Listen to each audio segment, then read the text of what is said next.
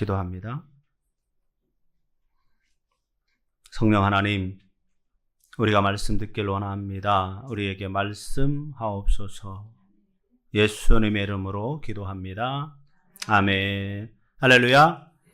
네, 앞뒤 옆 사람에게 인사하겠습니다. 당신 얼굴을 보니 하나님의 얼굴이 보입니다.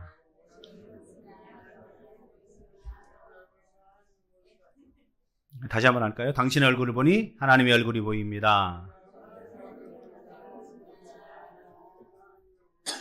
할렐루야. 마지막, 당신은 진주 같은 존재입니다. 오늘 말씀 사도행전 16장 9절에서 15절까지 말씀입니다. 제목은 복음을 전하라고. 복음을 전하라고. 날씨가 많이 따뜻해졌습니다. 그죠? 바람도 차가운 바람이 아니라 이제 따뜻한 바람, 따뜻한 바람이 불어오고 있습니다. 제가 평일 점심 때 소화를 시키기 위해서 이 포레온 단지를 잠깐 이렇게 걷거든요. 걸으면 며칠 전에 보았던 이 봄꽃들이 벌써 시들어졌어요. 그래서 막 떨어지기 시작합니다. 그걸 보면서 좀 아쉬운 마음도 들지만, 한편으로는 이 떨어지고 남은 가지 위에 내년에는 또 이맘때를 약속하는 이 결실이 맺어질 테니까 지는 것도 꼭 섭섭하진 않겠다, 이런 마음이 듭니다. 이 떨어진 것들의 자리는 그대로 끝나는 것이 아니라 매일 새롭게 피어나는 또 다른 것들로 인해서 이 봄의 반가움이 여전합니다. 매화가 지면 국화가 피고, 국화가 지면 수국이 피고, 이렇게 계속해서 이 봄은 계속해서 결실을 우리에게 맺어다 주는 거죠. 그러나 떠나는 것도 계속해서 있는 것이죠. 뭔가 새로워지면 또 이전 것은 떠나가게 되는 것이 마땅한 거죠. 그런데 떠나는 것은요, 이 봄꽃만은 아닙니다. 각자에게 주어진 시간만 다를 뿐이지, 이 땅에 살고 있는 모든 생명체는 다 매일 떠남을 준비하고 있는 거죠. 예전에 들었던 말이 생각났습니다. 목회자는, 사역자는 언제든지 떠날 준비를 해야 되겠다. 그래서 단촐하게, 요즘 말로 하면 미니멀 라이프를 추구하는 삶을 살아야 된다. 그런 점에서 보면 누구보다도 떠남에 익숙한 사람은요, 그리스도인입니다. 그리스도를 믿는 신앙을 가진 우리는 늘 떠남을 준비해야 합니다. 어디로 떠나야 됩니까? 우리가 마땅히 가야 할 낙원, 천국, 본향, 그곳으로 떠날 준비를 늘 하고 있어야 되는 거죠. 우리는 이 땅에서 영원히 살 수 없는 사람들입니다. 할렐루야. 여러분, 이 땅에 영원히 살고 싶습니까? 빨리 떠나고 싶잖아요. 그죠? 이 혼탁한 세상, 별로 빨리 떠나고 싶지 않아요? 저도 빨리 떠나고 싶은 생각이 가끔 들어요. 근데 또 한때는 또 우리 그래도 새 딸이 시집 가는 거 보고 애 낳고 이 정도까지는 보고 가야 되지 않을까, 이런 마음이 들기도 하고, 어떤 때는 에이 그냥 다 떠나고 싶다, 이런 마음이 들기도 하고. 이 사람은 이게 그럴 수밖에 없는 거죠. 이 떠나는 발걸음이 무거울수록 떠나기가 싫어지는 건데, 목적지를 향해서 가는 것에 즐거움을 느끼는 사람들은 목적지에 도착하는 것보다 가는 발걸음, 여정을 하면서, 여정 중에 보는 사람, 만나는 사람, 먹는 거, 이것 때문에 즐거움을 많이 느끼게 되는 거죠. 자, 우리는 이 땅을 향해서 영원토록 살아가는 것이 아니라 하늘을 향해서 걸어가야 되는 사람들입니다. 하늘을 향해 우리 발걸음을 옮겨야 되는 사람들이죠. 그곳에는 저와 여러분을 기다리는 분이 있잖아요. 수많은 믿음의 선진들이 기다리고 있고, 베드로도 있고, 모세도 있고. 여러분, 그 베드로 만나고 싶지 않으세요? 모세 만나고 싶지 않으세요? 아니, 도대체 어떻게 하면 그런 삶을 살 수가 있습니까? 라고 저는 천국 가면 물어보고 싶어요. 수많은 믿음의 선진들이, 또 가장 우리를 사랑하시는 예수님이 기다리고 계시기에, 그러기 우리는 이 땅을 떠나는 것이 후회와 안타까움, 이런 것이 아니라 기쁨과 감격과 환희로 받아들이는, 할렐루야, 그러한 믿음의 성도들로 살아가시기를 주님의 이름으로 축원합니다. 오늘 말씀은 바울에 대한 이야기입니다. 바울은 예수 그리스도를 믿고 난 후에 그의 삶이 완전히 180도로 변화되는 삶을 살게 됩니다. 예수 그리스도를 믿는 사람들을 잡아 죽이고 옥에 가두고 두들겨 패는 그런 인생에서 이제는 예수 그리스도를 전하는 인생으로, 도저히 상상할 수 없는 거죠. 사람의 삶이 어떻게 이렇게 180도로 바뀌겠습니까? 흔히 우스갯소리로 180도로 바뀌면 죽을 때가 다가왔다라고 하는데, 바울은 자신의 목숨이 아깝지 않은 그런 인생으로 그의 삶이 변화되기 시작합니다. 바울은 원래 이 팔레스타인 동북부를 비롯해서 유프라테 강까지 이르는 지역에 선교를 하기 위해서 계획을 세웠습니다. 이 지역은요, 사도행전에서는요, 아라비아라고 불리는 지역입니다. 이 다메섹 사건 이후에 아라비아 지역으로 복음 전도를 떠났습니다. 아무래도 바울이 생각하기에 이 아브라함의 후손이 사는 지역이기에 이곳에서 이스마엘의 후손이라든가 롯의 후손이라든가 에서의 후손을 찾는 것, 이것이 자신의 일이라고 아마 생각했던 것 같습니다. 그래서 그곳으로 떠났어요. 근데 그곳에는 유대인들이 많이 살고 있었거든요. 그런데 이 바울이 이 사우디 아라비아, 이 아라비아 지역 쪽을 여행하고 돌아왔을 때, 이 나타테안의 왕인 아레타가 바울을 사로잡으려고 안간힘을 쓰게 됩니다. 갈라디아 1장을 보면 이렇게 말합니다. 예루살렘으로 가지 아니하고 아라비아로 갔다가 다시 다메섹으로 돌아갔노라. 고린도후서 11장 이렇게 이야기합니다. 다메섹에서 아레다 왕의 고관이 나를 잡으려고 다메섹 성을 지켰으나 나는 광주리를 타고 들창문으로 성벽을 내려가 그 손에서 벗어났노라 라고 말하고 있습니다. 그 후에 비드니아, 지금의 아시아 서쪽으로 전도 여행을 계획하고 있었거든요. 자, 근데 문제는 바울이 계획하고 준비하고 함께 선도 여행을 떠나는 사람을 다 모집했는데 갈 수가 없는 거예요. 계속해서 복음의 전도 여행 길이 막히는 거예요. 이곳으로 가도 막히고 저곳으로 가도 막히고, 그곳으로 가는 것을 성령께서 계속해서 막으셨다는 거죠. 그래서 오늘 말씀이 그 이후에 일어난 사건에 대한 이야기입니다. 자, 9절에서 10절 말씀을 우리 같이 읽습니다. 9절에서 10절입니다. 밤에 환상이 바울에게 보이니 마게도냐로 건너와서 우리를 도우라 하거늘, 바울이 그 환상을 보았을 때 우리가 곧 마게도냐로 떠나기를 힘쓰니 이는 하나님이 저 사람들에게 복음을 전하라고 우리를 부르신 줄로 인정함이로라. 아멘. 바울이 밤에 본 환상, 마게도냐 사람의 환상이라는 거죠. 여러분, 마게도냐 사람은 오늘날 유럽인들을 말합니다. 그러니까 유럽인의 환상을 본 거예요. 환상의 내용이 무엇입니까? 마게도냐로 건너와서 우리를 도우라. 유럽으로 건너와서 우리를 도우라는 거예요. 뭘 돕습니까? 무엇을 도와야 할까요? 그들이 영혼의 구원에 대해서 환상 중에 보여준 것입니다. 여러분, 이 호소는요, 온 인류가 부르짖는 호소입니다. 우리를 도우라. 우리가 무엇으로 돕겠습니까? 그들의 영혼이, 그들의 삶이 하나님을 떠나 지옥으로 치닫고 있는데 그들의 영혼을 그곳에서 구원하는 것, 할렐루야, 그것이 돕는 거거든요. 그거 외에 우리가 무엇을 돕겠습니까? 지금은 어느 때보다 과학이 발달했고 의학이 발달했고 경제적으로도 풍요로움을 누리고 있는 시대입니다. 나라들마다 복지 정책이 있습니다. 어렵고 힘든 이웃들을 돕는 일에 아주 적극적인, 우스갯소리로 이런 말이 있습니다. 아주 부자로 잘 살든지 아니면 아주 가난하든지 해야 한다는 그런 말이 있습니다. 적당히 살면요, 나라에서 도움받는 게 하나도 없어요. 혜택 받는 게 하나도 없어요. 근데 아예 못 살아버리면 혜택 받는 게 많거든요. 우리나라도 복지 정책이 잘 되어 있습니다. 그래서 혜택을 받지 못해서 허덕이는 사람들이 없습니다. 몰라서 못 받는 거지 알고 못 받는 사람은 없거든요. 그런데 이 모든 혜택, 도움의 손길, 여러분, 영원하지가 않는다는 거죠. 한계가 정해져 있습니다. 그들의 육은 어느 정도 만족하게 할 수 있을지 몰라도 영혼의 만족은 줄 수 없는 거죠. 여러분, 홍수 가운데 있을 때 마실 물이 없거든요. 홍수가 있는데도 마실 물이 없어요. 왜? 물이 다 오염이 돼서 전지됐기 때문에. 마찬가지로 이 수많은 복지 정책이 있다 할지라도 그들의 영혼을 구원할 수는 없다는 것을 우리가 알아야 합니다. 바울은 이 환상을 본 즉시 마게도냐로 떠났습니다. 예수님은 아시아보다 아무도 복음을 전하지 않은 이 유럽이라는 개척지로 바울의 전도단을 보내시기를 원한 것 같습니다. 그러게 바울은 즉시 순종의 발걸음을 옮깁니다. 순종의 발걸음으로 마게도냐 가기 위해서 마게도냐로 가는 배를 알아봤을 것입니다. 경비가 얼마 정도 들 것인지 알아봤을 겁니다. 그리고는 그 경비를 얻기 위해서 이곳저곳 찾아다녔을 것입니다. 그리고는 마게도냐 출신인 누가, 의원인 누가, 이 사도행전을 기록한 누가도 그 전도단에 합류시켰습니다. 바울 사도는 예수님의 뜻에 대해서 확신을 가진 후에 아시아에 더 이상 미련을 두지 않고 유럽으로 발걸음을 옮기기 시작합니다. 자, 10절 후반절 보면 이렇게 이야기하죠.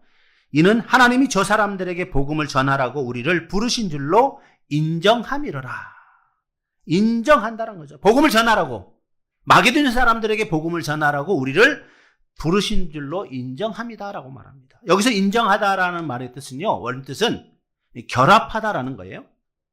그러니까 복음을 전하라고 하나님께서 나를 하나님의 말씀에 결합시켰다라는 거예요. 자신의 의지를 예수님의 뜻과 결합시켰다는 거예요. 원래 바울의 뜻은 아시아의 복음을 전하는 거거든요. 그런데 예수님의 뜻은 마게도냐로 복음을 전하는 거예요. 그러니까 내 뜻을 아시아에서 있었는데 이것을 포기하고 마게도냐로 내 뜻을, 의지를 결합시켜야 되는 거죠. 할렐루야. 이것이 예수님의 뜻을 인정하는 자의 자세고 순종하는 자세의 자세라는 것이죠. 여러분, 신앙생활은요, 내 뜻을 고집하는 것이 아닙니다. 내 계획을 이루는 것이 신앙생활이 아닙니다. 하나님의 뜻을 이루어드리는 것이 신앙생활입니다. 할렐루야. 그런 결혼의 사람들은요, 자신의 뜻을 이루는 것이 신앙생활이라고 생각합니다. 그리고 자신의 뜻을 위해서 기도합니다.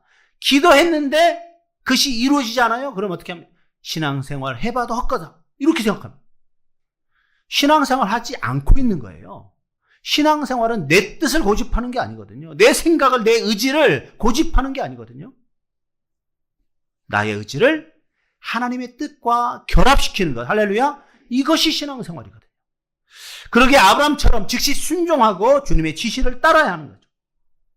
만일 저 여러분이 하나님의 뜻이 무엇인지 확신하고도 그 뜻을 따르지 않고 게을리하거나 무시한다면 어떻게 될까요? 분명히 사단의 시험에 빠질 수밖에 없습니다. 자신의 생활엔 행복이 사라질 거예요. 고통만 남게 될 것입니다. 하나님의 뜻은 어떠한 경우에도 변하지 않기 때문에. 할렐루야. 여러분을 향한 하나님의 뜻은 각자에게 향한 하나님의 뜻이 다 다르거든요. 그러기에 여러분 기도할 때 하나님, 나를 향한 하나님의 뜻이 무엇입니까? 나를 향한 하나님이 원하시는 삶이 무엇입니까? 내가 이렇게 살아가신 것이 하나님이 기뻐하는 삶입니까? 아니면 내가 원하는 삶입니까? 여러분, 내가 원하는 삶을 사는 것보다 하나님이 원하시는 삶을 살 때 그게 축복이 될 수 있음을 여러분 기억하시기 바랍니다. 아브라함은 자신이 원하는 삶이 무엇이에요? 아브라함은 자신의 고향에서, 아버지 집에서 우상을 만들어 팔고 경제적으로 풍요롭게 살았던 사람이에요. 근데 하나님의 음성을 듣고 그것을 떠나라 했을 때 주저없이 그것을 다 포기하고 떠났습니다. 근데 아브라함이 갈 때 어디로 가는지 알았습니까? 어느 곳으로 가야 되는지 이야기했습니까? 갈 바를 알지 못했으나 라고 표현하고 있습니다. 여러분, 이것이 인생이거든요. 우리는 갈 바를 알지 못해요. 어떻게 살아갈지 몰라요. 그러나 하나님께서 그 말씀에 순종하고 나아갈 때 분명히 길을 보여주시고 우리의 손에 붙잡게 해주실 줄 믿습니다. 하나님은 반드시 그렇게 하시는 분이라는 거죠. 그러기에 하나님의 관건적인 역사가 있을 때 여러분 주저하지 마시고 판단하지 마시고 셈하지 마시고 여러분 생각을 하나님의 뜻에 결합시키는 그러한 믿음의 순종이 있기를 주님의 이름으로 축원합니다. 자, 10절 보니까 이렇게 말합니다. 바울이 그 환상을 보았을 때 우리가 곧 마게도냐로 떠나기를 힘쓰니. 우리가 어떻게 했다고요? 곧, 즉시, 바로 순종했다는 거죠. 아마도 바울이 본 환상을 바울이 그 동료들에게 이야기했을 때 토론하거나 의논하거나 논쟁하지 않았다는 거죠. 우리가 곧 떠나버렸다는 거죠. 바울 당신이 환상을 봤지만 나는 환상을 못 봤으니까 내가 환상 볼 때까지 기다려달라라고 이야기하지도 않았습니다. 고집 부리지 않았습니다. 그들은 하나님께서 아시아의 전도의 문을 막았을 때는 하나님의 뜻이 무엇인지 토론하고 논쟁하고 아마 치열하게 이야기를 했을 것입니다. 자, 그런데 이제 하나님의 뜻이 밝혀졌잖아요. 아시아가 아니다. 마게도냐로 건너가서 그들을 도와라. 이게 하나님의 뜻임을 발견했을 때 그들은 즉시 발걸음을 마게도냐로 향하여 하나님의 뜻에 순종하게 됩니다. 여러분, 순종은요, 즉각적인 거예요. 할렐루야. 순종은 즉각적인 거예요.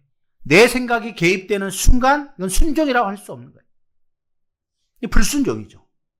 하나님의 뜻이 무엇인지 알면서도 머뭇거린다면 그것은 올바른 삶의 태도가 아닌 것입니다. 여러분, 뭐 신중하다고 해도 신중한 것이 아닙니다. 그것은 교만한 것입니다.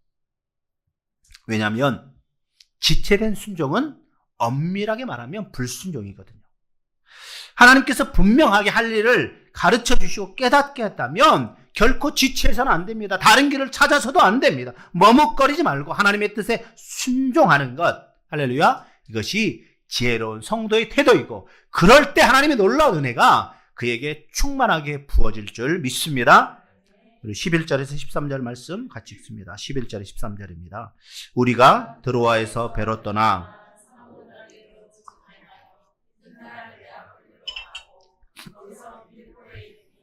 이는 마게도냐 지방의 첫 성이요 또 로마의 식민지라. 이 성에서 수일을 유하다가 안식일에 우리가 기도할 곳이 있을까 하여 문 밖 강가에 나가 거기 앉아서 모인 여자들에게 말하는데. 아멘. 본래 바울이 계획했던 선교 목적지가 어디라고요? 아시아, 소아시아 지역이었거든요. 그런데 환상을 본 뒤로 목적지가 바뀌었습니다.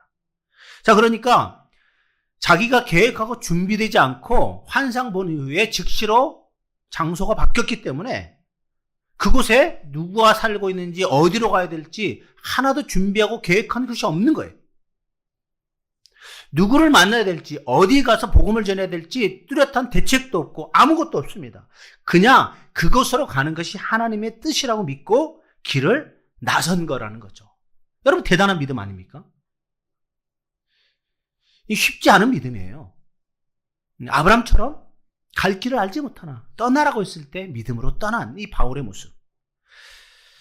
만약에 바울이 하나님의 뜻을 잘못 알았다면, 지금 가고 있는 것이 잘못됐다면 얼마나 낭패겠습니까? 그런데 바울 일행은 사모드라게로 직행했습니다. 이 해안을 따라서 항해할 경우에 이 바람을 잘못 만나게 되면요, 며칠 동안 꼼짝달싹 할 수 없는 그곳이거든요. 그런데 바울 일행이 승선한 이 마게도냐 배가 순풍을 만나게 됩니다. 그들은 두로아를 떠나서 마게도냐 첫 도시인 빌립보 사이에 있는 사모드라게 섬으로 곧장 갔습니다. 그리고 그곳에서 물과 식량을 보충하고 이틀 후에 네아폴리에 도착하게 됩니다. 여러분, 이 드로아에서 이 네아폴리까지는요, 100길로 약 280km입니다. 280km. 그러니까 이 당시는 증기배도 아니고, 그죠? 동력의 배도 아니고 오직 바람에 의해서만 움직이는 배잖아요. 바람이 불지 않으면 갈 수 없는, 바람이 아예 바람이 안 불면 배는 그냥 멈춰 있을 수밖에 없는, 사람이 뭐 노를 저어서 갈 수 있는 그런 상황이 아니거든요. 280km 이틀 동안에 갔다는 것은 뒤에서 바람이 계속해서 불었다는 거예요. 이 엄청난 거리를 단 이틀 만에 오게 되었습니다. 바울이 아시아의 복음을 전하라고 했을 때는 계속해서 길이 막혀서 할 수 없었는데, 마게도냐로 가는 길이 성령의 특별한 섭리에 의해서 순탄하고 빠르게 진행됨을 오늘 성경을 통해서 우리는 알 수가 있습니다. 그들은 빌립보라는 도시에 도착합니다. 이것은 철학과 문화와 정치가 발달했지만 복음을 알지 못하고 살아가는 영적 결핍의 도시였습니다. 일반적으로 바울은 새로운 도시에 도착하면 그곳에 있는 유대인의 회당에 참석합니다. 그리고는 그 유대인들에게 먼저 복음을 전하는 일을 감당합니다. 그런데 빌립보에 도착해 보니까 유대인 회당이 없는 거예요. 유대인 회당이 구성되려면 유대인 청년 10명 이상이 그 지역에 살고 있어야 된다라는 이 조항이 있거든요. 그러니까 이곳에 유대인 남자 10명이 살고 있지 않는 거죠. 자, 그러면 그러한 조건이 갖추어지지 않은 곳에서는 어떻게 해야 되는가? 또 이 법이 있습니다. 율법과 공동예배, 정결의식을 행할 수 있는 이 강변에서 행할 수 있다라고 규정되어 있는 거예요. 자, 그러니까 이 빌립보에 도착한 이후에 회당이 없는 거예요. 회당을 찾아보니까 회당이 없습니다. 그러니까 계속해서 성경을 보면 빌립보에 도착한 바울 일행이 아무것도 하지 않고 기다리고 있는 거예요. 기도만 하고 있는 거예요. 수위를 유하다가 라고 이야기하고 있죠. 수위를 유하다가. 아무것도 하지 않고 기다리는 시간이 수위를 지나고 있습니다. 그럼에도 불구하고 바울과 바울 일행은 자신들의 선택에 대해서 두려움이나 조급함, 아니면 어떤 사역을 해야 될 것인지에 대한 불안함도 조금도 찾아볼 수 없는 것입니다.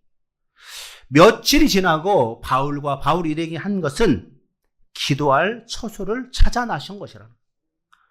강변을 가서 기도하기 위해서 강가로 간 것이죠. 그리고 그곳에서 만나게 된 이들 앞에서 말씀을 전하게 됩니다. 바로 그곳에서 엄청난 우연을 마주하게 되죠. 바울이 전체 선교 역사에 빼놓을 수 없는 든든한 동역자인 루디아를 만나게 됩니다. 여러분, 근데 이 만남이 우연한 만남이었을까요? 만일 바울이 환상을 보지 않았다면 이 만남은 이루어질 수 없는 거죠. 환상을 보고도 예정대로 소아시아 선교를 고집했다면 이 만남은 이루어질 수 없는 거죠. 회당을 찾아 기도하러 갔던 그때, 그 시간에 루디아와 길이 어긋났다면 이 만남은 결코 이루어지지 않았을 것입니다.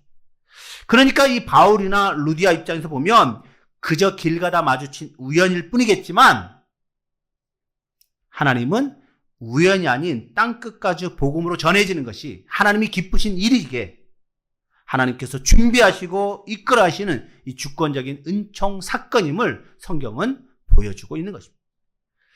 그러기에 바울이 보여줬던 이 여유로움, 수위를 유하다가 아무것도 안 해도 바울이 여유로운 것이 바로 이것이거든요. 왜? 하나님은 까닭 없이 부르지도 않지만 부르시면 반드시 보내실 것이고 떠나게 하시면 반드시 미리 준비하고 만나게 하실 거라는 그러한 확신이 바울에게 있었기 때문에 바울은 여유롭게 기다릴 수가 있었다는 거예요. 할렐루야. 여러분, 이것이 바울의 믿음이거든요. 오늘 우리에게도 이러한 믿음이 있어야 될 줄 믿습니다.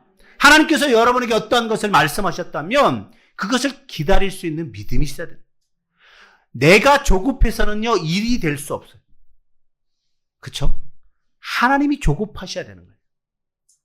내가 뭔가를 부지런히 해도 일이 될 수가 없는 거예요. 하나님께서 허락하지 않으면. 여러분, 창세기 보면 아브라함이 이삭과 함께 모리아 산으로 가잖아요. 하나님께서 아브라함에게 말씀하잖아요. 내 독자 이삭을 번제로 드려라. 여러분, 번제가 뭡니까? 동물의 목을 자르고 팔다리를 자르고 배를 갈라서 내장을 다 끄집어내서 모든 것을 불태워드리는 게 번제거든요. 내 아들, 내 독자 이삭을 번제로 드리라. 뭐예요? 이삭의 목을 자르고 팔다리를 자르고 배를 갈라서 내장을 다 끄집어내서 불태워드리는, 이러한 것을 아브라함에게 말씀하신 거예요. 그냥 단순히 번제로 드려라. 여러분, 그냥 번제 그 뜻을 알아야 돼요. 근데 아브라함이 어떻게 합니까? 즉시로 순종해서 이삭과 함께 모리아산으로 길을 걷습니다. 그리고는 모리아산 어느 정도 위치까지 올라갑니다. 그리고는 돌제단을 쌓습니다. 그리고는 이삭을 그 위에 묶어서 올려놓습니다. 이삭도 대단해요. 그죠? 자기 아버지가 자기를 묶어서 제단 위에 올려놔도 가만히 있는 거예요. 아버지가 나이가 몇인데 이삭이 도망가려면 도망갈 수 있죠. 왜 못 도망가겠습니까? 충분히 도망갈 수 있고 아버지 미쳤습니까? 이렇게 할 수도 있는데 전혀 그렇지 않아요. 그러니까 아브라함의 믿음도 대단하지만 이삭의 믿음도 대단한 거예요. 그리고는 그를 번제단 위에 올려놓습니다. 그리고 어떻게 합니까? 아브라함이 칼을 들어 이삭을 죽이려고 합니다. 그때 하나님께서 아브라함아, 아브라함아, 손을 대지 마라. 여러분, 하나님이 급하셔야 되는 거예요. 하나님이 급할 때 놀라운 역사가 일어날 줄 믿습니다. 여러분이 기도하는 모든 것에, 여러분이 준비하는 모든 것에 하나님이 급하심이 있어야 돼요. 여러분이 급함이 없어야 돼요. 내가 급해서는 될 것이 없어요. 하나님이 급하셔야 돼요. 그러면 하나님이 급하시려면 어떻게 해야 됩니까? 여러분이 진심을 다하여 하나님께 기도로 나아가야 되는, 하나님께 맡겨야 되는, 하나님을 신뢰해야 되는, 하나님만 붙잡아야 되는, 할렐루야. 그럴 때 하나님이 급하시게 되는 거예요. 13절 말씀 보니까 이렇게 말합니다. 문밖 강가에 나가 거기 앉아서 모인 여자들에게 말하였는데, 문밖 강가에 나갔습니다. 여러분 강가에 여자들이 얼마나 있겠습니까? 수십 명, 수백 명이 모여 있겠습니까? 아니죠. 한 네다섯 명 뭐 이렇게 모이지 않겠습니까?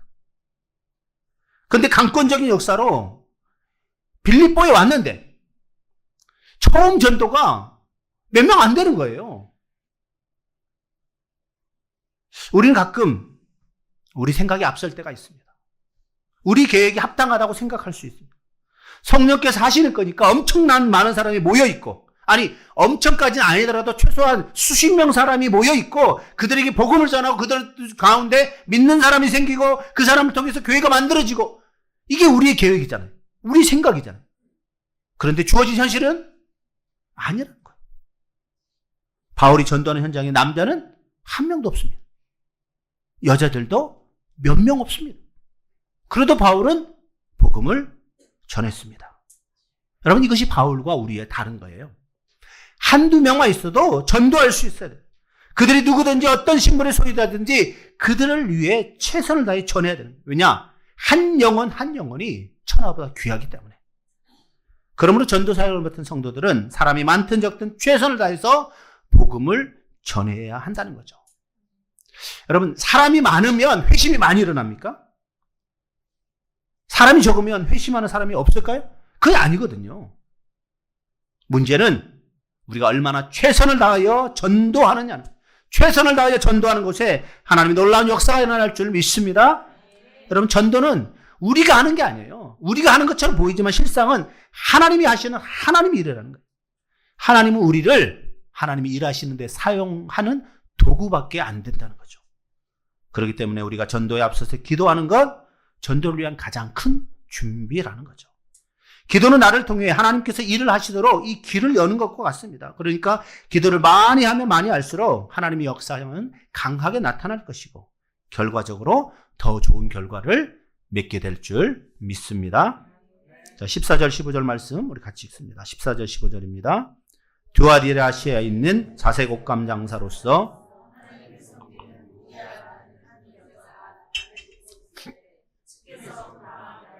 바울의 말을 따르게 하신지라. 그와 그 집이 다 세례를 받고 우리에게 청하여 이르되 만일 나를 주 믿는 자로 알거든 내 집에 들어와 유하라 하고 강건하여 머물게 하니라. 아멘. 바울 일행은 그들에게 아주 낯선 지역인 이 마게도냐, 빌립보 이 도시 강가에 모여있는 여인들에게 조심스럽게 그리우면서도 최선을 다해서 복음을 전했습니다. 자, 그러자 어떤 일이 벌어졌습니까? 하나님을 섬기는 루디아라 하는 한 여자가 말을 듣고 있을 때 주께서 그 마음을 열어주셨다라고 이야기합니다. 루디아. 여러분, 이 빌립보에 있는 옷감 장사였던 이 루디아, 이 사람은 이름이 루디아가 아니에요. 출신 지방을 이야기하는 거예요. 그러니까 우리나라로 하면 안동댁, 뭐 광주댁, 뭐 이런 거죠. 우리 재민이 엄마가 안동댁이죠. 안동댁, 서울댁, 밀양댁, 뭐 이런. 그녀는 자색 옷감 장사라고 이야기합니다. 당시 두아디라라는 곳은요, 수세기 동안 염료로 아주 유명한 곳입니다. 그리고 그 도시에 있는 염색공들은 그 당시에 협동조합을 만들 정도로 아주 규모가 상당했습니다. 자, 그러니까 이 여인은 값비싼 자색 염료로 처리된 옷감을 전문적으로 취급하는 뭐 공장 운영자 아니면 오늘날 뭐 매니저 같은 그런 사람이었겠습니다. 성서학자들은 이 여인에 대해서 이 빌립보 교회의 기둥으로 인정받은 유오디아나 순두계 중 두 분 중에 한 분으로 추정합니다. 유오디아나 순두계, 바울과 함께 멍에를 진 자라고 성경이 이야기합니다. 바울이 로마 감옥에 투옥됐을 때 물심양면으로 풍성한 도움의 손길을 베푼 자라고 이야기합니다. 여러분, 우리가 복음을 전하면요, 하나님은 택하신 자의 마음을 열어서 복음을 듣고 회심하게 만드시는 거예요. 복음 잘 전하는 유능한 사역자라 할지라도 사람의 마음까지 변화시킬 수 있는 능력이 없습니다. 아무리 말이 좋아도, 그죠? 아무리 언변이 뛰어나도, 아무리 다른 사람이 할 때 호감이라도 사람의 마음을 변화시킬 수 있는 능력은 없는 거예요. 오직 하나님만이, 할렐루야, 하나님만이 사람의 마음과 능력을 변화시킬 수 갖고 있는 거죠. 그러기에 우리는 열심히 전도하고 그 전도한 사람에게 하나님 말씀을 가르치면 우리 할 일은 끝난 거죠. 그 다음은 하나님이 하시는 거예요. 15절 말씀 보니까 이렇게 말합니다. 그와 그 집이 다 세례를 받고 강건하여 머물게 하니라. 이 여인은 자기와 그 집이 속한 모든 사람들이 세례를 받겠습니다. 여러분, 세례를 받는다는 것이 무엇입니까? 예수 그리스도를 구주로 영접했다는 표시거든요. 믿지 않는 사람에게 세례를 줄 수 있습니까? 아니, 세례는 믿지 않는 사람이 줄 수가 없는 거예요. 아마 믿지 않는 사람은 세례를 받으려고 하지도 않겠죠, 당연히.